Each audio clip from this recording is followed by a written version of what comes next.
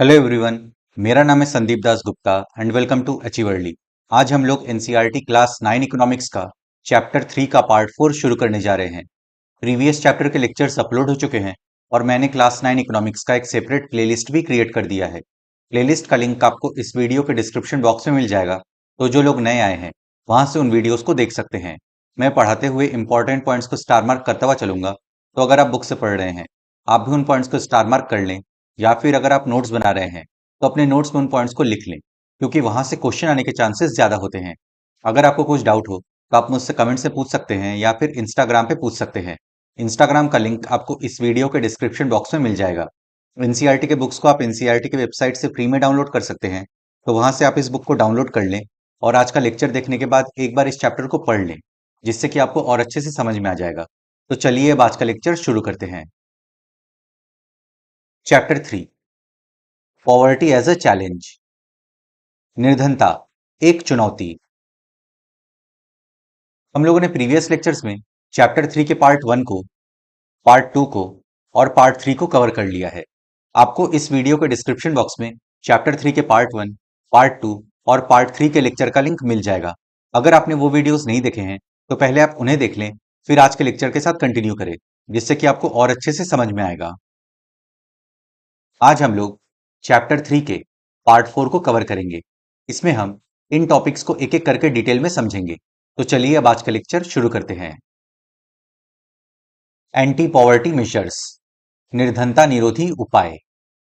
Removal of poverty has been one of the major objectives of Indian developmental strategy.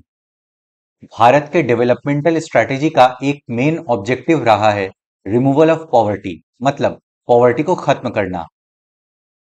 निर्धनता उन्मूलन भारत की विकास रणनीति का एक प्रमुख उद्देश्य रहा है।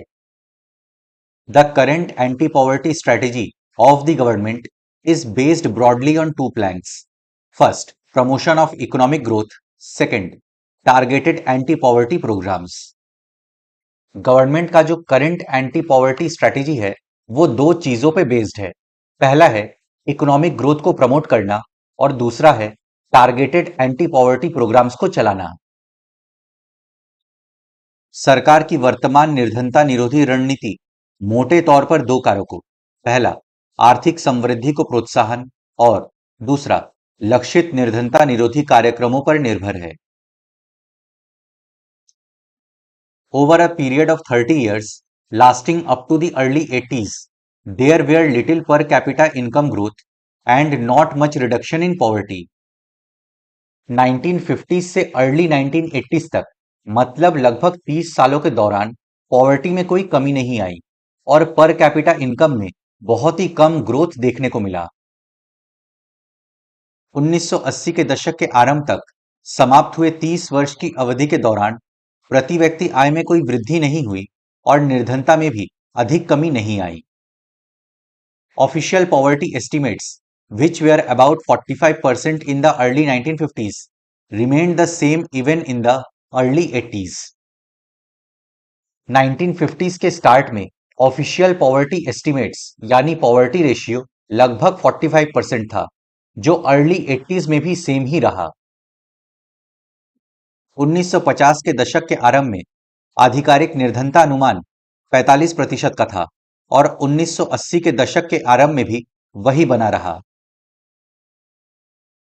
Since the 80s, India's economic growth has been one of the fastest in the world. 1980 से भारत का economic growth one of the fastest रहा है पूरे वर्ल्ड में। 1980 के दशक से भारत की आर्थिक समृद्धि दर विश्व में सबसे अधिक रही। The growth rate jumped from the average of about 3.5% a year in the 1970s to about 6% during the 1980s and 1990s. Growth rate 1970s में पर ईयर लगभग 3.5% एवरेज था, जो 1980s और 1990s में बढ़कर 6% के करीब पहुंच गया था। समृद्धि दर 1970 के दशक के करीब 3.5% के औसत से बढ़कर 1980 और 1990 के दशक में 6% के करीब पहुंच गई। The higher growth rates have helped significantly in the reduction of poverty.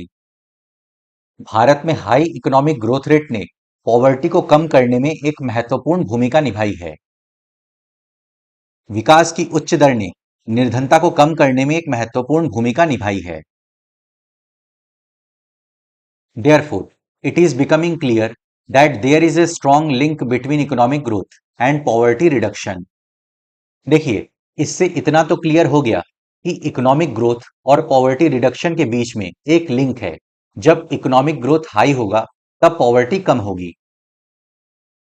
इसलिए यह स्पष्ट होता जा रहा है कि आर्थिक समृद्धि और निर्धनता उन्मूलन के बीच एक घनिष्ठ संबंध है। Economic growth widens opportunities and provides the resources needed to invest in human development. जब इकोनॉमिक ग्रोथ होता है तब अपॉर्चुनिटीज बढ़ जाती हैं। फॉर एग्जाम्पल, इकोनॉमी में जब हाई ग्रोथ होता है तब जॉब अपॉर्चुनिटीज बढ़ जाती हैं एक्सेट्रा। ऐसे ही हाई इकोनॉमिक ग्रोथ रेट से ह्यूमन डेवलपमेंट में इन्वेस्ट करने के लिए रिसोर्सेज भी उपलब्ध हो जाते हैं। आर्थिक समृद्धि अवसरों को व्यापक बना देती है और मानव विकास में निवेश के लिए आवश्यक संसाधन उपलब्ध कराती है। This also encourages people to send their children, including the girl child, to schools in the hope of getting better economic returns from investing in education. जब इकोनॉमी में ग्रोथ होता है तब लोगों के पास थोड़ा पैसा आता है जिससे वे अपने बच्चों को इंक्लूडिंग गर्ल चाइल्ड को स्कूल भेज पाते हैं। उन्हें इस बात की उम्मीद रहती है कि इस इन्वेस्टमेंट से उन्हें ज्यादा रिटर्न मिलेगा, क्योंकि बच्चे अगर एजुकेटेड होंगे तो उन्हें नौकरी मिलेगी और सैलरी भी साथ में अच्छा होगा। ये शिक्षा में निवेश से अधिक आर्थिक प्रतिफल पाने की आशा में लोगों को अपने बच्चों को लड़कियों सहित स्कूल भेजने के लिए प्रोत्साहित करती है। However, the poor may not be able to take direct advantage from the opportunities created by economic growth. Economic growth से जो अपॉर्चुनिटीज क्रिएट हुई उसका डायरेक्ट लाभ निर्धन लोग नहीं उठा सके। तथापि यह संभव है कि आर्थिक विकास से सृजित अवसरों से निर्धन लोग प्रत्यक्ष लाभ नहीं उठा सके। Moreover, growth in the agriculture sector is much below expectations. This has a direct bearing on poverty, as a large number of poor people live in villages and are dependent on agriculture. Agricultural sector में जो growth था वो expectation से बहुत कम था। इसका direct प्रभाव poverty पे पड़ा, क्योंकि ज्यादातर निर्धन लोग गांव में रहते हैं और वे एग्रीकल्चर पर ही डिपेंडेंट है। तो जब एग्रीकल्चरल सेक्टर में ज्यादा ग्रोथ नहीं हुआ तो इससे कृषि से जुड़े लोगों को भी ज्यादा बेनिफिट नहीं मिला। इसके अतिरिक्त कृषि क्षेत्र में समृद्धि अपेक्षा से बहुत कम रही। निर्धनता पर इसका प्रत्यक्ष प्रभाव पड़ा, क्योंकि निर्धन लोगों का एक बड़ा भाग गांव में रहता है और कृषि पर आश्रित है। इन these circumstances, there is a clear need for targeted anti-poverty programs. ऐसे सर्कमस्टेंसेस में जरूरी था कि एंटी पॉवर्टी प्रोग्राम्स लॉन्च किए जाए जो डायरेक्ट पॉवर्टी को कम करने पर टारगेट करेंगे। इन परिस्थितियों में लक्षित निर्धनता निरोधी कार्यक्रमों की स्पष्ट आवश्यकता है। Although there are so many schemes which are formulated to affect poverty directly or indirectly, some of them are worth mentioning. ऐसे बहुत सारे स्कीम्स हैं जो डायरेक्टली और इनडायरेक्टली पॉवर्टी को कम करने के लिए बनाए गए हैं। कुछ स्कीम्स के बारे में हम यहाँ पे पढ़ेंगे। यद्यपि ऐसी अनेक योजनाएं हैं जिनको प्रत्यक्ष या परोक्ष रूप से निर्धनता कम करने के लिए बनाया गया। उनमें से कुछ का उल्लेख यहां करना आवश्यक है। Mahatma Gandhi national rural employment guarantee act 2005 aims to provide 100 days of wage employment to every household to ensure livelihood security in rural areas. Mahatma Gandhi national rural employment guarantee act 2005 यानी मनरेगा का एम है ग्रामीण क्षेत्रों में लाइवलीहुड को इंश्योर करने के लिए, मतलब आजीविका को सुरक्षित करने के लिए हर घर के लिए 100 दिनों के लिए वेज एम्प्लॉयमेंट प्रोवाइड करना है। महात्मा गांधी राष्ट्रीय ग्रामीण रोजगार अधिनियम 2005 मनरेगा का उद्देश्य ग्रामीण क्षेत्रों में आजीविका सुरक्षित करने के लिए हर घर के लिए मजदूरी रोजगार कम से कम 100 दिनों के लिए उपलब्ध कराना है। It also aimed at sustainable development to address the cause of drought, deforestation and soil erosion. इसका एक और एम है सस्टेनेबल डेवलपमेंट में मदद करना ताकि ड्रॉट, डिफॉरेस्टेशन, सॉइल इरोजन जैसे प्रॉब्लम से बचा जा सके। इसका उद्देश्य सतत विकास में मदद करना ताकि सूखा, वन कटाई एवं मिट्टी के कटाव जैसी समस्याओं से बचा जा सके। 1/3 of the proposed jobs have been reserved for women. इसमें जितने भी जॉब्स हैं उसका 1/3 भाग महिलाओं के लिए रिजर्व्ड है। इस प्रावधान के तहत 1/3 रोजगार महिलाओं के लिए सुरक्षित किया गया है। The scheme provided employment to 220 crore persons, days of employment to 4.78 crore households. इस स्कीम के अंतर्गत 4.78 करोड़ परिवारों को 220 करोड़ प्रति व्यक्ति रोजगार उपलब्ध कराया गया है। The share of SC, ST, women person days in the scheme are 23%, 17% and 53% respectively. इस स्कीम में शेड्यूल कास्ट की हिस्सेदारी 23% है, शेड्यूल ट्राइब की 17% है और महिलाओं की 53% है। इस योजना के अंतर्गत अनुसूचित जाति, अनुसूचित जनजाति एवं महिलाओं का हिस्सा क्रमशः 23%, 17% एवं 53% है। The average wage has increased from 65 in 2006-07 to 132 in 2013-14.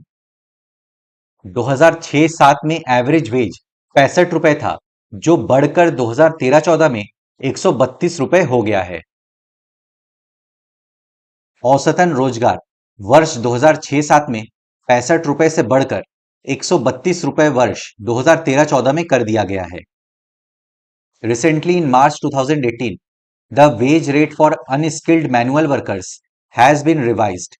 State-wise, the range of wage rate for different states and union territories lies in between 281 per day for the workers in Haryana to 168 per day for the workers of Bihar and Jharkhand.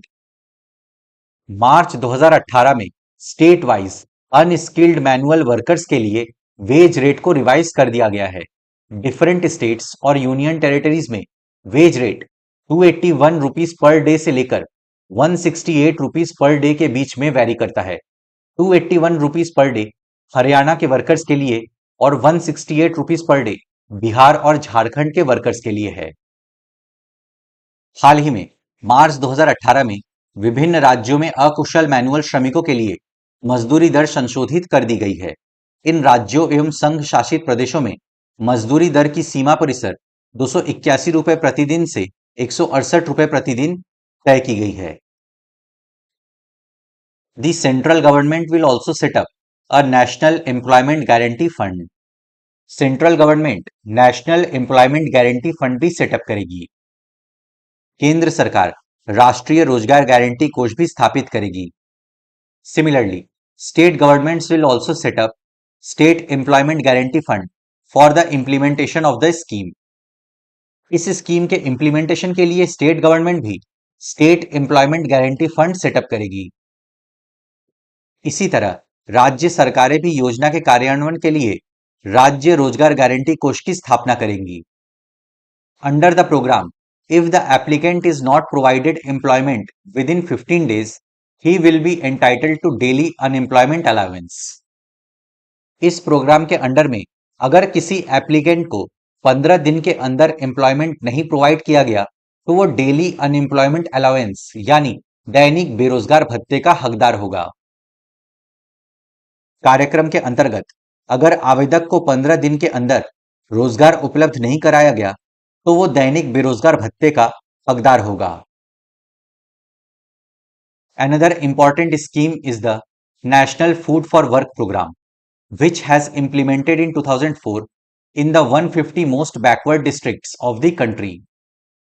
एक और important scheme है national food for work programme, जिसे देश के 150 most backward districts में 2004 में implement किया गया था।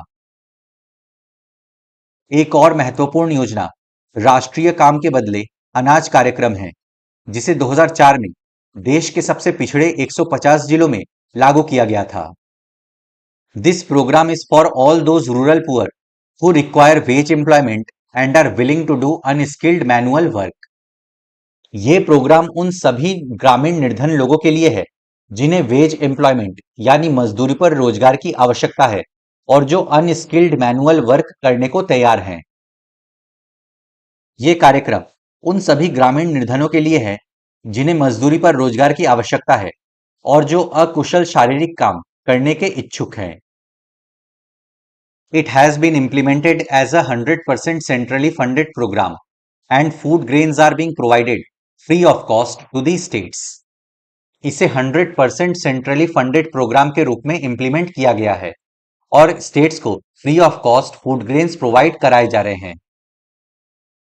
इसका कार्यान्वयन 100% केंद्रीय वित्त पोषित कार्यक्रम के रूप में किया गया है और राज्यों को खाद्यान्न निःशुल्क उपलब्ध कराए जा रहे हैं। प्राइम मिनिस्टर रोजगार योजना is another scheme which was started in 1993. Prime minister रोजगार योजना एक अन्य स्कीम है जिसे 1993 में स्टार्ट किया गया था। प्रधानमंत्री रोजगार योजना एक अन्य योजना है जिसे 1993 में आरंभ किया गया। The aim of the programme is to create self employment opportunities for educated unemployed youth in the rural areas and small towns. इस प्रोग्राम का एम था रूरल एरियाज और स्मॉल टाउन्स में एजुकेटेड अनएम्प्लॉयड यूथ के लिए self employment opportunities create करना। इस कार्यक्रम का उद्देश्य ग्रामीण क्षेत्रों और छोटे शहरों में शिक्षित बेरोजगार युवाओं के लिए स्वरोजगार के अवसर सृजित करना है। They are helped in setting up small business and industries.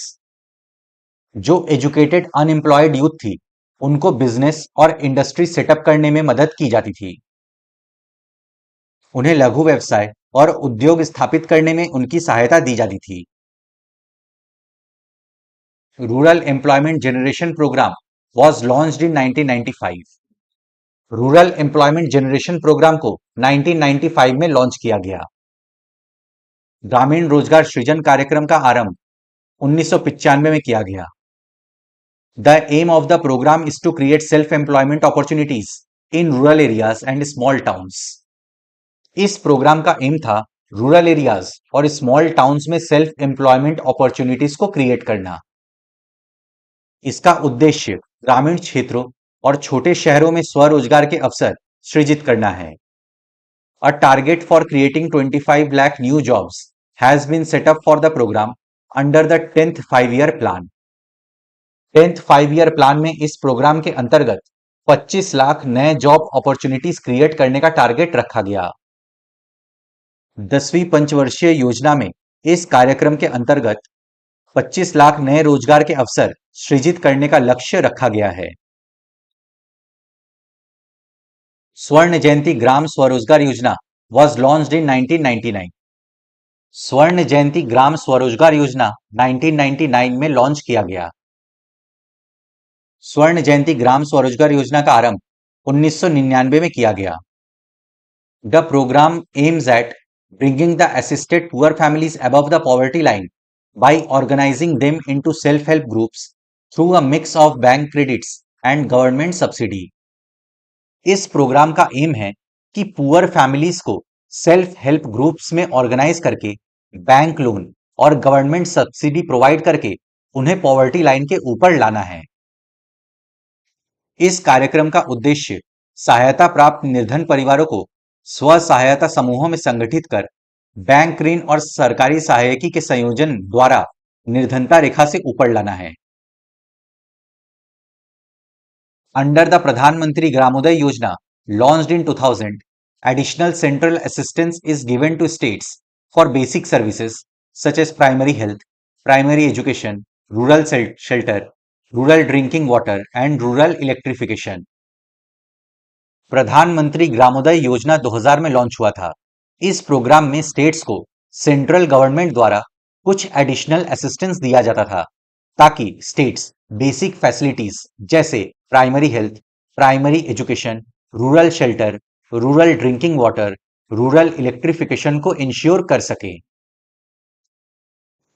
प्रधानमंत्री ग्रामोदय योजना 2000 में आरंभ के अंतर्गत प्राथमिक स्वास्थ्य, प्राथमिक शिक्षा, ग्रामीण आश्रय, ग्रामीण पेयजल और ग्रामीण विद्युतीकरण जैसी मूल सुविधाओं के लिए राज्य को अतिरिक्त केंद्रीय सहायता प्रदान की जाती है।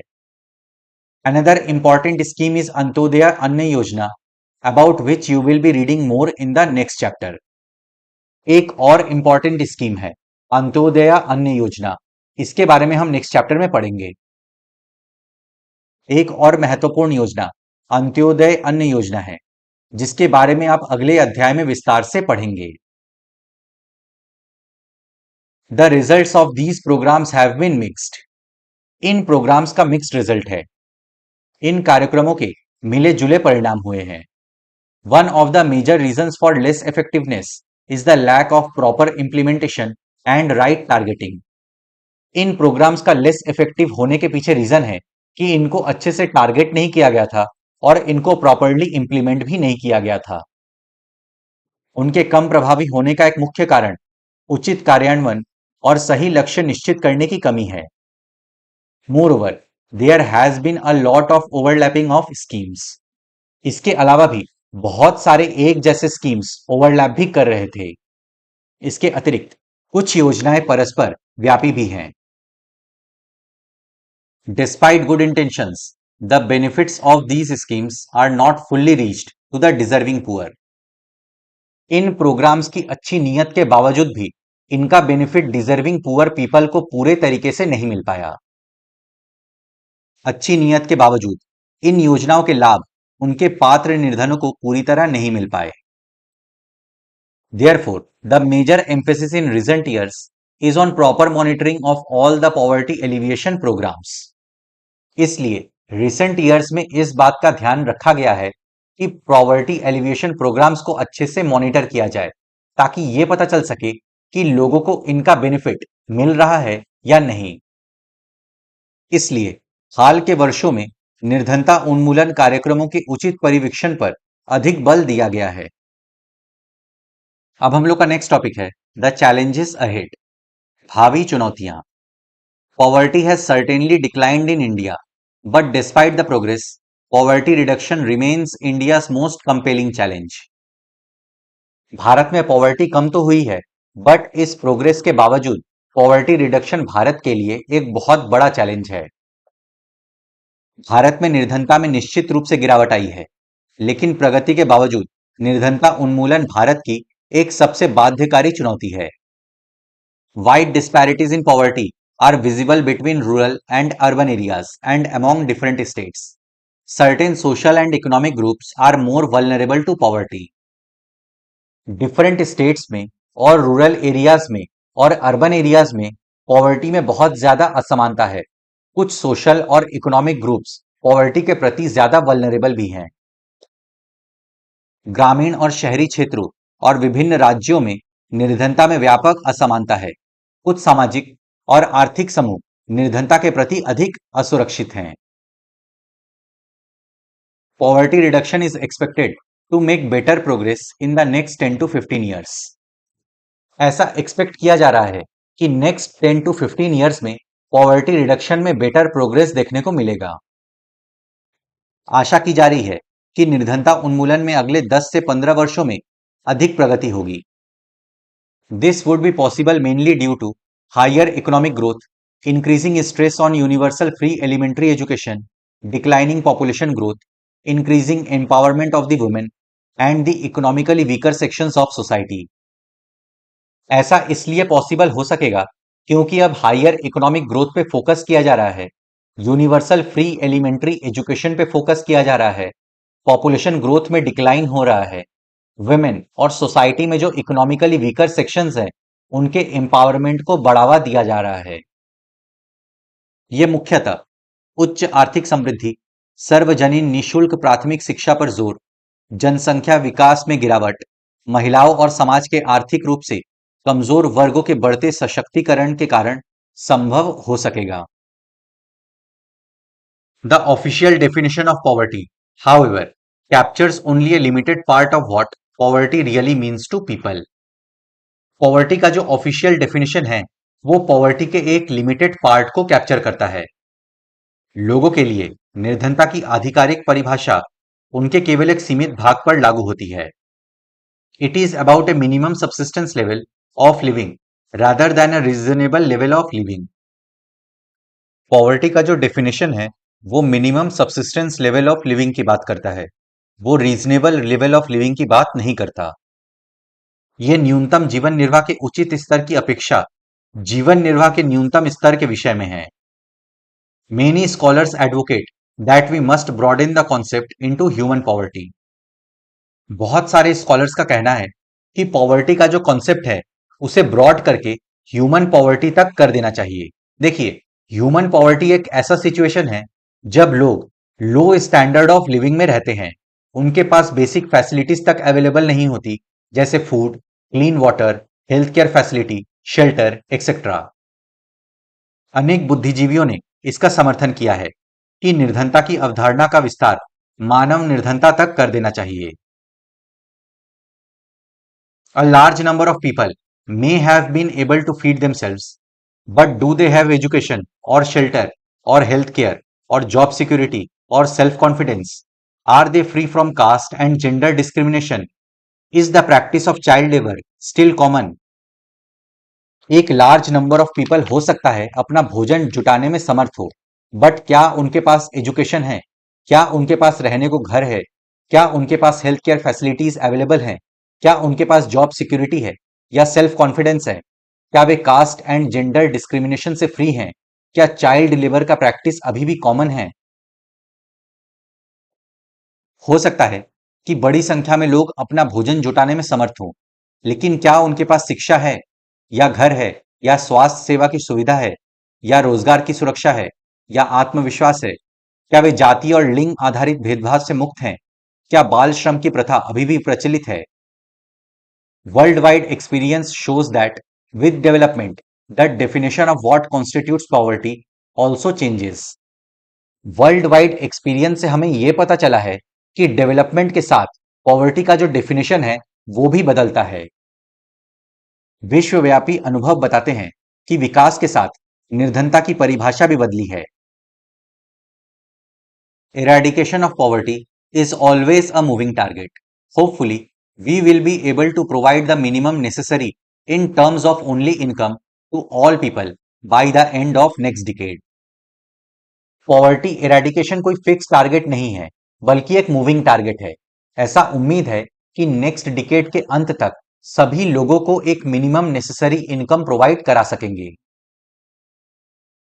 निर्धनता उन्मूलन हमेशा एक गतिशील लक्ष्य है। आशा है कि हम अगले दशक के अंत तक सभी लोगों को केवल आय के संदर्भ में न्यूनतम आवश्यक आय उपलब्ध करा सकेंगे। But the target will move on for many of the bigger challenges that still remain, providing healthcare, education, and job security for all, and achieving gender equality and dignity for the poor. These will be even bigger tasks. But इसके बाद target बड़े challenges की तरफ move कर जाएगा, जैसे health care facility provide कराना, education और जॉब सिक्योरिटी प्रोवाइड कराना, जेंडर इक्वलिटी अचीव करना, निर्धन लोगों का सम्मान करना। ये सब बहुत बड़े काम हैं। सभी को स्वास्थ्य सेवा, शिक्षा और रोजगार सुरक्षा उपलब्ध कराना, लैंगिक समता तथा निर्धनों का सम्मान जैसी बड़ी चुनौतियां हमारे लक्ष्य होंगे। ये और भी बड़े काम होंगे। समरी, सारांश। You have seen in this chapter that poverty has many dimensions. Normally, this is measured through the concept of poverty line. हमने इस चैप्टर में पॉवर्टी के डिफरेंट डायमेंशंस के बारे में समझा। नॉर्मली इसे पॉवर्टी लाइन के कंसेप्ट के थ्रू मेजर किया जाता है, हमने ये भी समझा। आपने इस अध्याय में देखा कि निर्धनता के अनेक आयाम हैं। सामान्यतः इसे निर्धनता रेखा की अवधारणा के द्वारा मापा जाता है। Through this concept, we analyzed main global and national trends in poverty. हमने इस कंसेप्ट के थ्रू पॉवर्टी के ग्लोबल और नेशनल ट्रेंड्स का एनालिसिस किया।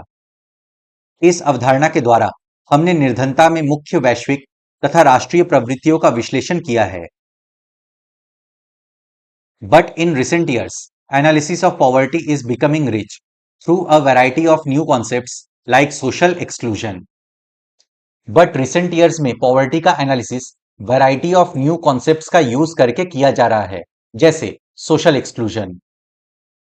परंतु हाल के वर्षों में निर्धनता का विश्लेषण सामाजिक अपवर्जन जैसी अनेक नई अवधारणाओं के द्वारा समृद्ध हो रहा है। Similarly, the challenge is becoming bigger as scholars are broadening the concept into human poverty. साथ में चैलेंजेस भी बढ़ती जा रही हैं क्योंकि स्कॉलर्स इस कॉन्सेप्ट को ब्रॉड करके इसमें ह्यूमन पॉवर्टी को भी शामिल कर रहे हैं। इसी प्रकार चुनौतियां भी बढ़ती जा रही हैं क्योंकि विद्वान लोग इस अवधारणा का मानव निर्धनता में विस्तार कर रहे हैं। तो फ्रेंड्स, इसी के साथ हम लोग का चैप्टर 3 समाप्त होता है। मैं आशा करता हूं आपको सब कुछ समझ में आ गया होगा। अगर आपको फिर भी कुछ डाउट है तो आप मुझसे कमेंट्स में पूछ सकते हैं या फिर इंस्टाग्राम पे पूछ सकते हैं। अपने फ्रेंड्स के साथ इस वीडियो को शेयर करें। वीडियो पसंद आए तो लाइक करें, चैनल को सब्सक्राइब करें। मैं मिलता हूं आपसे नेक्स्ट लेक्चर में। Good day to everyone. जय हिंद।